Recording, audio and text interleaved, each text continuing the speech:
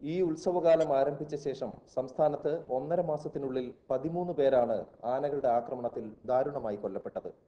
20-ലധികം പേർക്ക് സാരമായി പരിക്കേറ്റു. ഒട്ടേറെ പേർ തലനാരിഴയ്ക്ക് രക്ഷപ്പെട്ടു.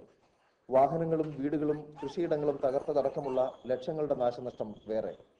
മെയ് അവസാനം വരെ നീണ്ടുകിടക്കുന്ന ഉത്സവകാലത്ത് ഇനിയും ആനകളുടെ പരാക്രമം തുടരുമെന്ന് തന്നെയാണ് വിദഗ്ധർ പറയുന്നത്. ഡോക്ടർ ഗിരിദാസ്. ഈ രാത്രിയും പകലുമുള്ള എഴുന്നള്ളിപ്പുകളിൽ രാത്രി എഴുന്നള്ളിപ്പ് വളരെ കുറച്ചുകൊണ്ട് ആനയ്ക്ക് നല്ല വിശ്രമം നൽകി നല്ല വെള്ളവും പട്ടയും ഭക്ഷണവും നൽകി ആനയെ പരിപാലിക്കുകയാണെങ്കിൽ ഒരുപാട് ഇത്തരം സംഭവങ്ങളിൽ നിന്ന് ആനയെ നമുക്ക് രക്ഷിക്കാനാകും. ഇനിയും വരും കാലങ്ങളിലുള്ള എല്ലാ ഉത്സവങ്ങൾക്കും ആന വേണമെങ്കിൽ, ആന നിലനിൽക്കണമെങ്കിൽ നമ്മൾ ചെയ്ത് പറ്റൂ. ഉത്സവകാലത്ത് കൂടുതലായി ആനകൾ ഇടയുന്നതിന് 4 കാരണങ്ങളാണ് ചൂണ്ടിക്കാണിക്കപ്പെടുന്നത്. 1. ശാസ്ത്രീയമായും സമയബന്ധിതമായും ആനകളെ പരിപാലിക്കുന്നില്ല. 2. അമിത ലാഭത്തിനായി വിശ്രമമില്ലാതെ എഴുന്നള്ളത്തിനയക്കുന്നു. 3. പരിചയ സമ്പത്തില്ലാത്തവരും മദ്യപരുമായ പാപ്പാന്മാരുടെ വിക്രിയകൾ.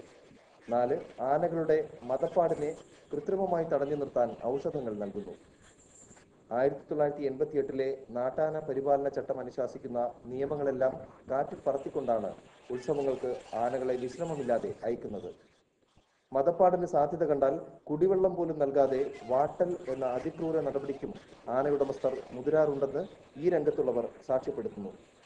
ഉത്സവ പറമ്പുകളെ കൊലക്കളമാക്കി മാറ്റുന്ന ആനകളുടെ പരാക്രമങ്ങൾക്ക് അറുതി വരുത്താൻ അധികൃതർ കർശന നിലപാടെടുക്കുന്നില്ല എന്ന പരാതി പരിഹാരം കാണാതെ നിലനിൽക്കുകയുമാണ്.